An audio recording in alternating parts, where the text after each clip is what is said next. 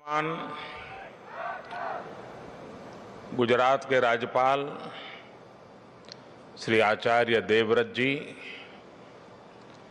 मुख्यमंत्री श्री विजय रूपाणी जी, केंद्रीय मंत्रिपरिषद के मेरे सहयोगी श्री प्रहलाद पटेल जी, लोकसभा में मेरे साथी सांसद श्री CR पाटिल जी,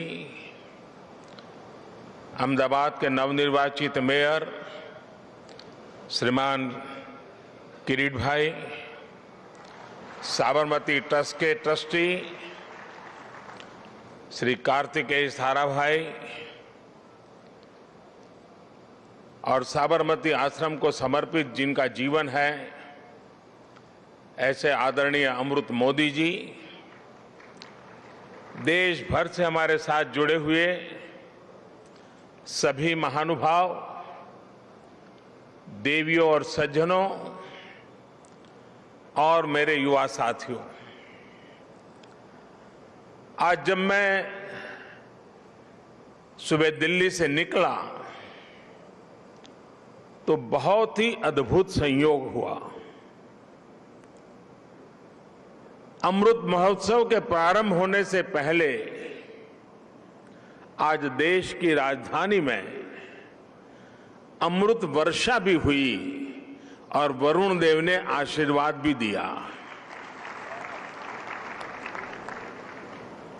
ये हम सभी का सौभाग्य है कि हम आजाद भारत के इस ऐतिहासिक कालखंड के साक्षी बन रहे हैं।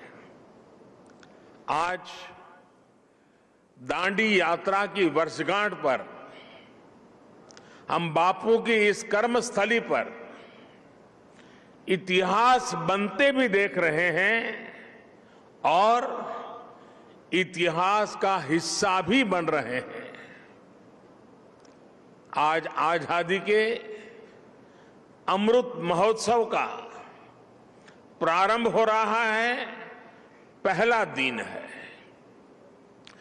अमृत महोत्सव 15 अगस्त 2022 से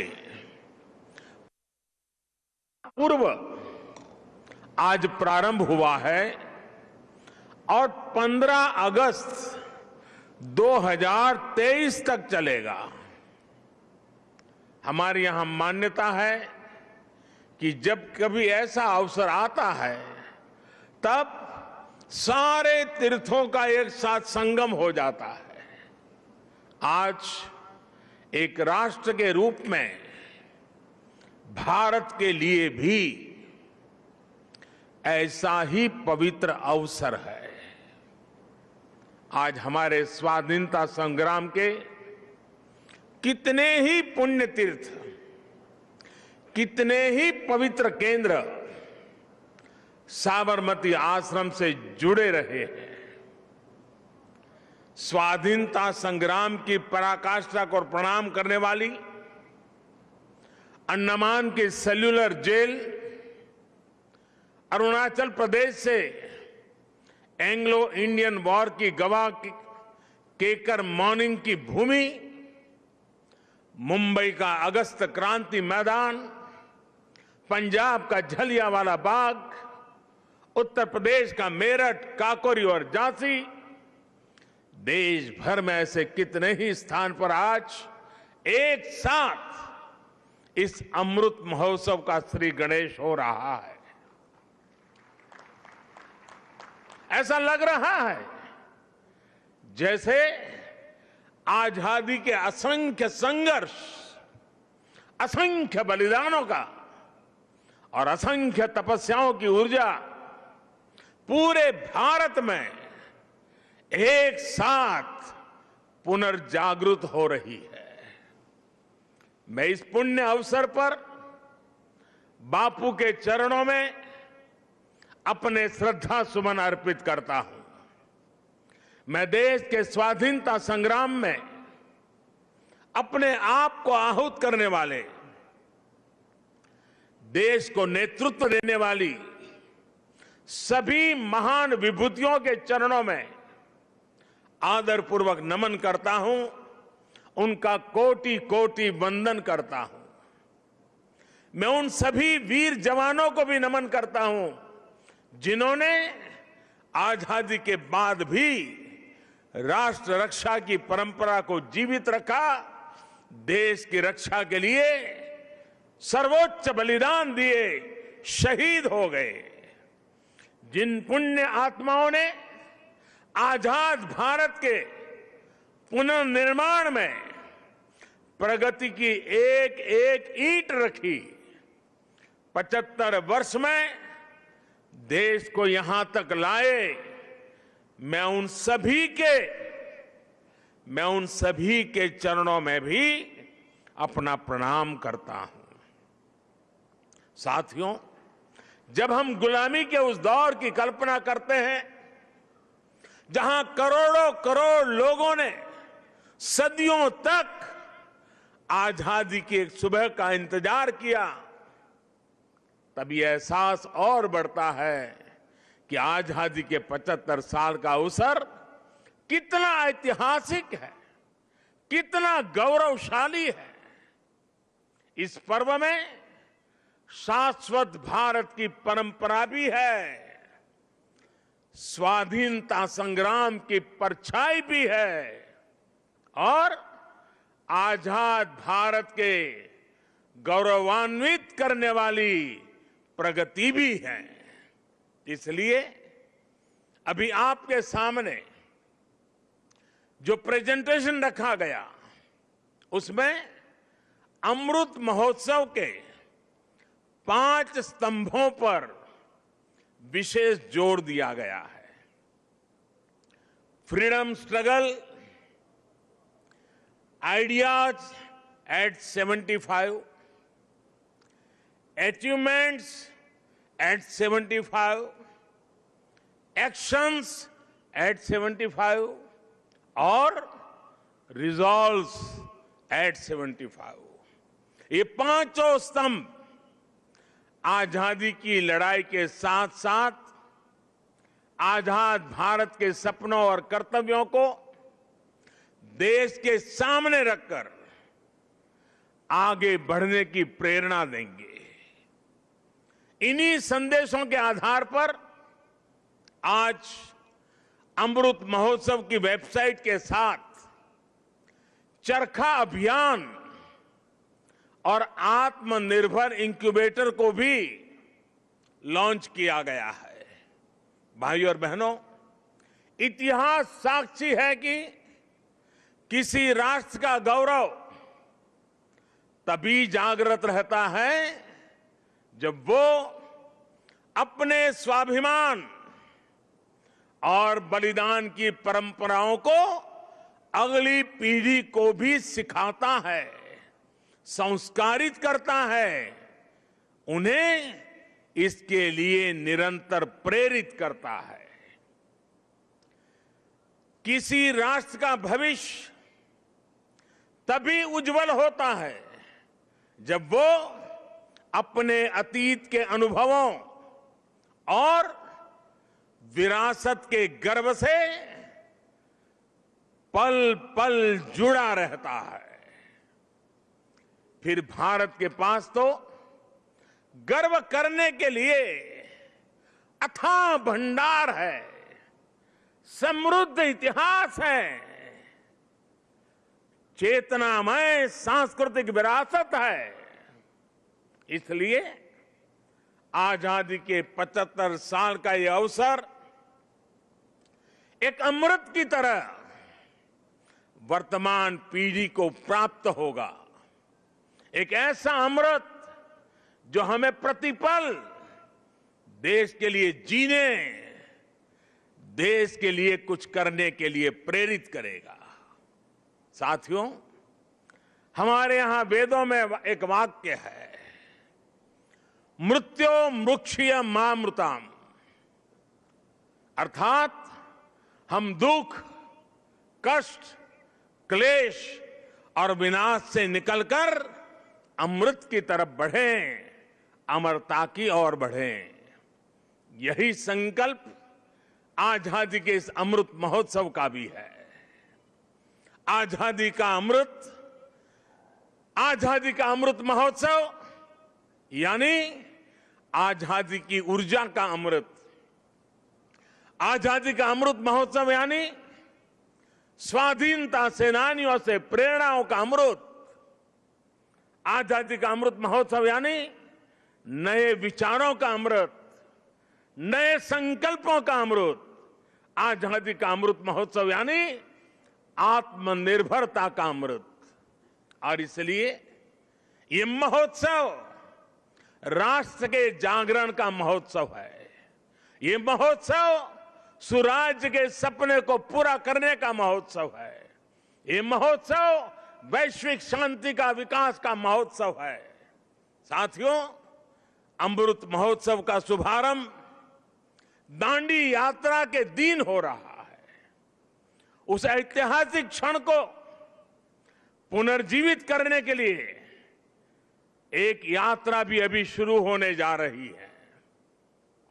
यह अद्भुत संयोग है कि दांडी यात्रा का प्रभाव और संदेश भी वैसा ही है जो आज देश अमृत महोत्सव के माध्यम से लेकर आगे बढ़ रहा है। गांधी जी की इस एक यात्रा ने आजादी के संघर्ष को एक नई प्रेरणा के साथ जन जन से जोड़ दिया था।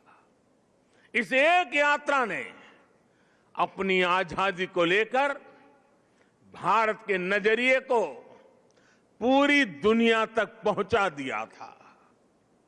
ऐसा ऐतिहासिक और ऐसा इसलिए क्योंकि बापू की दांडी यात्रा में आजादी के आग्रह के साथ साथ भारत के स्वभाव और भारत के संस्कारों का भी समावेश था।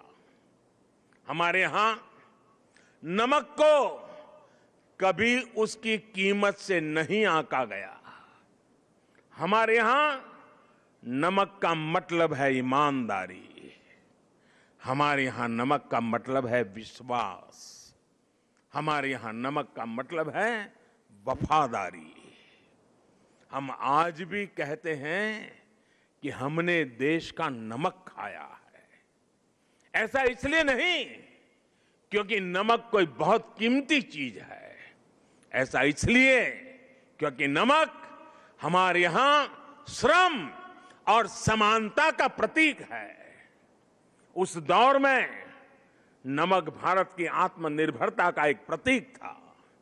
अंग्रेजों ने भारत के मूल्यों के साथ साथ इस आत्मनिर्भरता पर भी चोट की। भारत के लोगों को इंग्लैंड से आने वाले नमक पर निर्भर हो जाना पड़े। गांधी जी ने देश के उस पुराने दर्द को समझा, जन जन से जुड़ी उस नब्ज को पकड़ा और देखते ही देखते ये आंदोलन हर एक भारतीय का आंदोलन बन गया, हर एक भारतीय का संकल्प बन गया।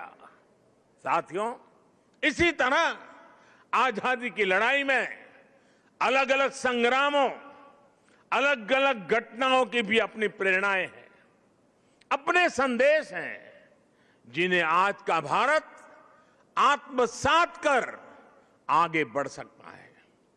1857 का स्वातंत्र्य संग्राम, महात्मा गांधी का विदेश से लौटना, देश को सत्याग्रह की ताकत फिर याद दिलाना, लोकमान्य तिलक का पूर्ण स्वराज का आह्वान, नेताजी सुभाष चंद्र बोस के नेतृत्व में आजाद हिंद फौज का दिल्ली मार्च, दिल्ली चलो, ये नारा आज भी हिंदुस्तान भूल नहीं सकता है।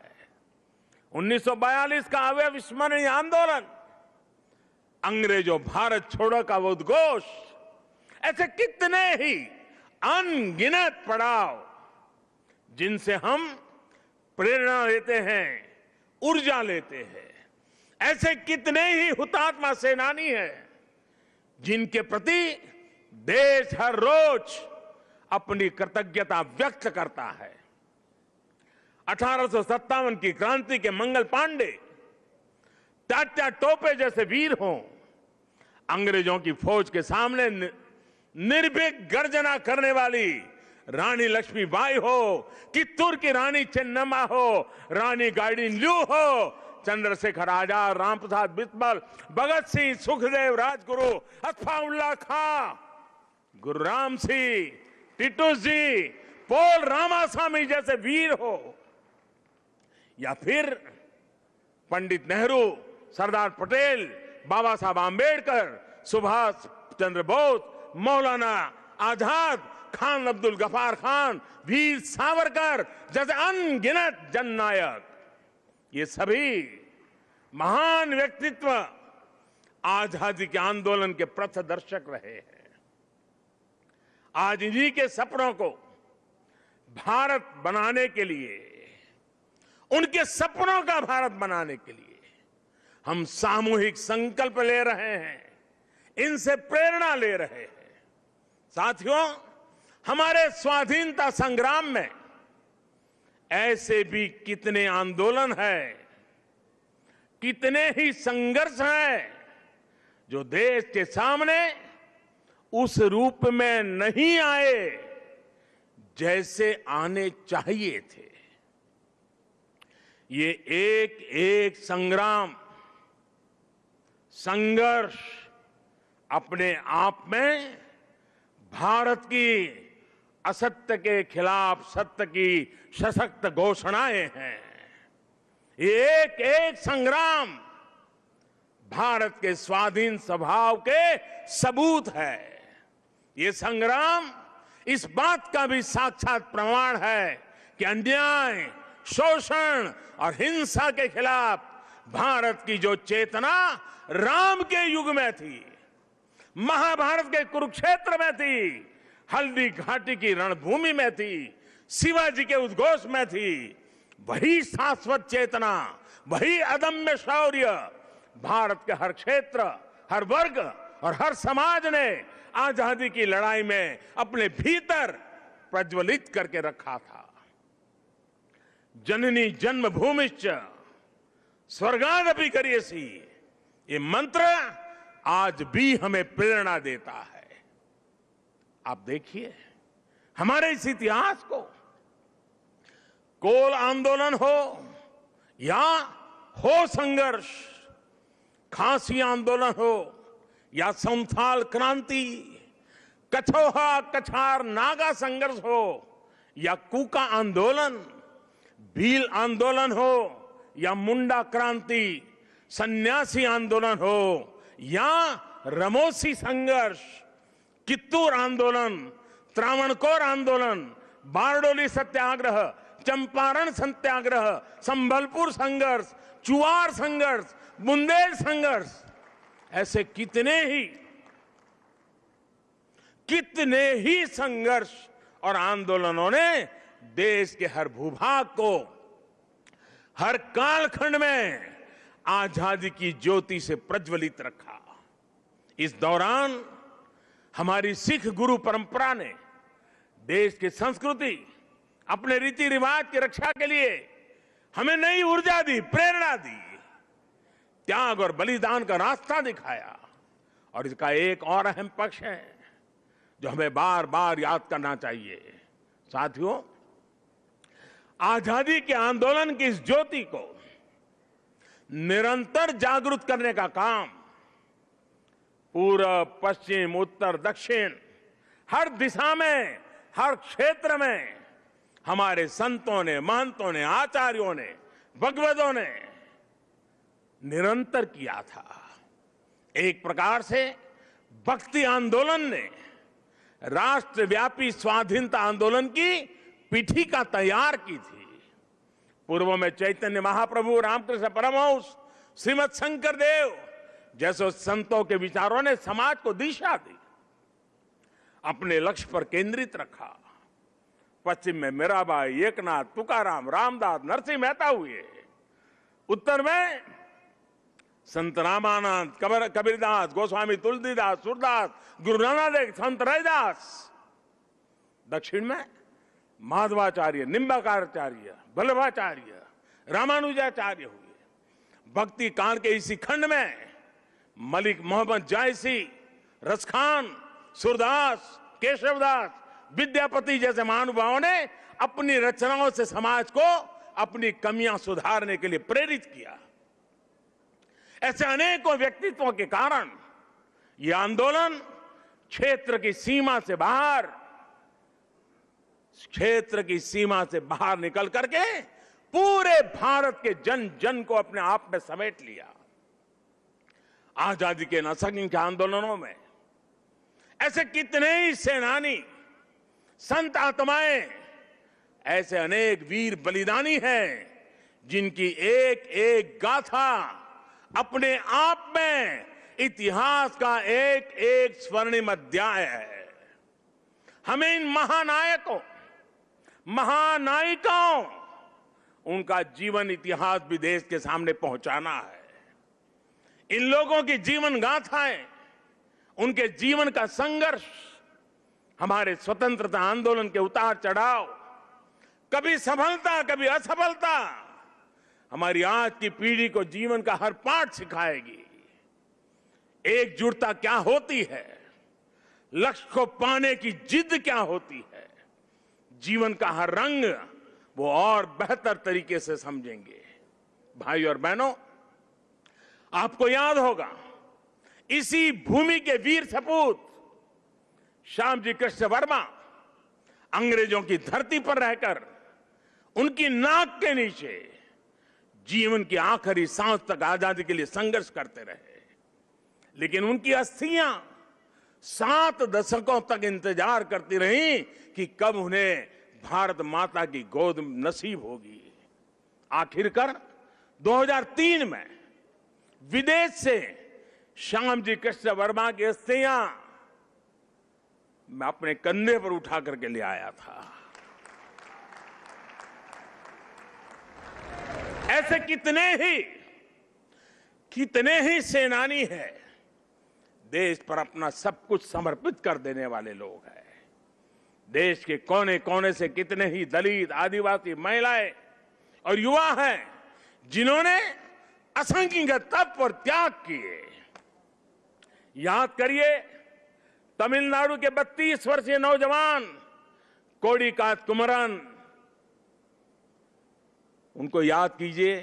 अंग्रेजों ने उस नौजवान को सिर में गोली मार दी, लेकिन उन्होंने मरते हुए भी देश के झंडे को जमीन में नहीं गिरने दिया। तमिलनाडु में उनके नाम से ही कोडिकात शब्द जुड़ गया, जिसका अर्थ है झंडे को बचाने वाला। तमिलनाडु की ही वेलु नाचियार वो पहली महारानी थी जिन्होंने अंग्रेजी हुकूमत के खिलाफ लड़ाई लड़ी थी।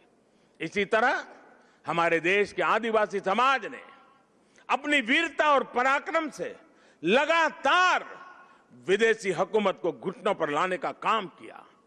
झारखंड में भगवान बिरसा मुंडा, उन्होंने अंग्रेजों को चुनौती दी थी। तो मुर्मू भाइयों ने संथाल आंदोलन का नेतृत्व किया था। ओडिशा के चक्रा बिसोई ने लड़ाई छेड़ी तो लक्ष्मण नायक ने गांधीवादी तरीकों से चेतना फैलाई। आंध्र प्रदेश में मन्यम विरुडी यानी जंगलों के हीरो अल्लूरी सीराराम राजू ने रंपा आंदोलन का बिगल फूका था। पासल था खुंगचेरा ने मिजोरम की पहाड़ियों में अंग्रेजों से लोहा लिया था। ऐसे ही गोमधर, कंवर, लसित बोरफुकन और सीरत सिंह जैसे असम और पूर्वोत्तर के अनेकों स्वाधीनता सेनानी थे जिन्होंने देश की आजादी में योगदान दिया है। यहां गुजरात में बड़ौदा के पास जांबुगाड़ा जाने के रास्ते पर हमारे नायका कौम के आदिवासियों को बलिदान कैसे भूल सकते हैं। मानगढ़ में गोविंद गुरु के नेतृत्व में सैकड़ों आदिवासियों का नरसंहार हुआ। उन्होंने लड़ाई लड़ी। देश इनके बलिदान को हमेशा याद रखेगा। साथियों, मां भारती के ऐसे ही वीर सपूतों का इतिहास देश के कोने कोने में, गांव गांव में है। देश इतिहास के इस गौरव को सहेजने के लिए पिछले 6 सालों से सजग प्रयास कर रहा है। हर राज्य, हर क्षेत्र में इस दिशा में प्रयास किया जा रहा है। दांडी यात्रा से जुड़े स्थल का पुनरुद्धार देश ने 2 साल पहले ही पूरा किया था। मुझे खुद इस अवसर पर दांडी जाने का सौभाग्य मिला था। अंडमान में जहां नेताजी सुभाष बोस ने देश की पहली आजाद सरकार बनाकर तिरंगा फहराया था, देश ने उस विस्मृत इतिहास को भी भव्य आकार दिया है। अंडमान निकोबार के द्वीपों को स्वतंत्रता संग्राम के नामों पर रखा गया है। आजाद हिंद सरकार के 75 साल पूरे होने पर लाल किले पर भी आयोजन किया गया, तिरंगा फहराया गया और नेताजी सुभाष बाबू को श्रद्धांजलि दी गई। गुजरात में सरदार वल्लभ भाई पटेल की विश्व की सबसे ऊंची प्रतिमा उनके अमर गौरव को पूरी दुनिया तक पहुंचा रही है। जलियांवाला बाग में स्मारक हो या फिर पाइका आंदोलन की स्मृति में स्मारक, सभी पर काम हुआ। बाबा साहब आंबेडकर से जुड़े जो 7 दशकों से भूले बिसरे पड़े थे, उनका भी विकास देश ने पंचतीर्थ के रूप में किया है। इन सबके साथ ही देश ने आदिवासी स्वाधीनता सेनानियों के इतिहास को देश तक पहुंचाने के लिए, आने वाली पीढ़ियों के लिए पहुंचाने के लिए हमारे आदिवासियों के संघर्ष की कथाओं को जोड़ता हुआ देश में म्यूजियम बनाने का एक प्रयास शुरू किया है। साथियों, आजादी के आंदोलन के इतिहास की तरह ही आजादी के बाद के 75 वर्ष की यात्रा सामान्य भारतीयों के परिश्रम, इनोवेशन, उद्यमशीलता का प्रतिबिंब है। हम भारतीय चाहे देश में रहे हो या फिर विदेश में, हमने अपनी मेहनत से खुद को साबित किया है। हमें गर्व है हमारे संविधान पर, हमें गर्व है हमारी लोकतांत्रिक परंपराओं पर। लोकतंत्र की जननी भारत आज भी लोकतंत्र को मजबूती देते हुए आगे बढ़ रहा है। ज्ञान विज्ञान से समृद्ध भारत आज मंगल से लेकर चंद्रमा तक अपनी छाप छोड़ रहा है। आज भारत की सेना का सामर्थ्य अपार है, तो आर्थिक रूप से भी हम तेजी से आगे बढ़ रहे हैं। आज भारत का स्टार्टअप इकोसिस्टम दुनिया में आकर्षण का केंद्र बना है, चर्चा का विषय है। आज दुनिया के हर मंच पर भारत की क्षमता और भारत की प्रतिभा की गुंज है। आज भारत अभाव के अंधकार से बाहर निकलकर 130 करोड़ से अधिक आकांक्षाओं की पूर्ति के लिए आगे बढ़ रहा है। साथियों, ये भी हम सभी का सौभाग्य है। आजाद भारत के 75 साल और नेताजी सुभाष चंद्र बोस की जन्म जयंती के 125 वर्ष हम साथ साथ मना रहे हैं। ये संगम सिर्फ तिथियों का ही नहीं, बल्कि अतीत और भविष्य के भारत के विजन का भी अद्भुत मेल है। नेताजी सुभाष चंद्र बोस ने कहा था कि भारत की आजादी की लड़ाई सिर्फ ब्रिटिश साम्राज्यवाद के विरुद्ध नहीं है, बल्कि वैश्विक साम्राज्यवाद के विरुद्ध है। नेताजी ने भारत की आजादी को पूरी मानवता के लिए जरूरी बताया था। समय के साथ नेताजी की ये बात सही सिद्ध हुई। भारत आजाद हुआ तो दुनिया में दूसरे देशों में भी स्वतंत्रता की आवाजें बुलंद हुई और बहुत ही कम समय में साम्राज्यवाद का दायरा सिमट गया। और साथियों, आज भी भारत की उपलब्धियां आज सिर्फ हमारी अपनी नहीं है, बल्कि ये पूरी दुनिया को रोशनी दिखाने वाली है, पूरी मानवता को उम्मीद जगाने वाली है। भारत की आत्मनिर्भरता से ओतप्रोत हमारी विकास यात्रा पूरी दुनिया की विकास यात्रा को गति देने वाली है। कोरोना काल में ये हमारे सामने प्रत्यक्ष सिद्ध भी हो रहा है। मानवता को महामारी के संकट से बाहर निकालने में, वैक्सीन निर्माण में भारत की आत्मनिर्भरता का आज पूरी दुनिया को लाभ मिल रहा है। आज भारत के पास वैक्सीन का सामर्थ्य है, तो वसुधैव कुटुंबकम के भाव से हम सबके दुख दूर करने में काम आ रहे हैं। हमने दुख किसी को नहीं दिया, लेकिन दूसरों का दुख कम करने में खुद को खपा रहे हैं। यही भारत का आदर्श है, यही भारत का शाश्वत दर्शन है, यही आत्मनिर्भर भारत का भी तत्व ज्ञान है। आज दुनिया के देश भारत का धन्यवाद कर रहे हैं, भारत में भरोसा कर रहे हैं। यही नए भारत के सूर्योदय की पहली छटा है, यही हमारे भव्य भविष्य की पहली आभा है। साथियों, गीता में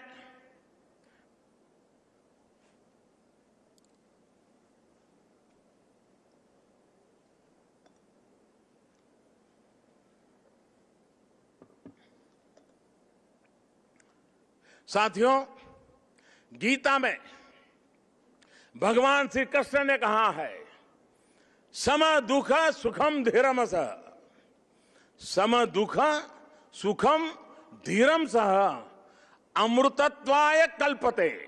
अर्थात जो सुख दुख आराम चुनौतियों के बीच भी धैर्य के साथ अटल अड़िग और सम रहता है, वही अमृत को प्राप्त करता है, अमरत्व को प्राप्त करता है।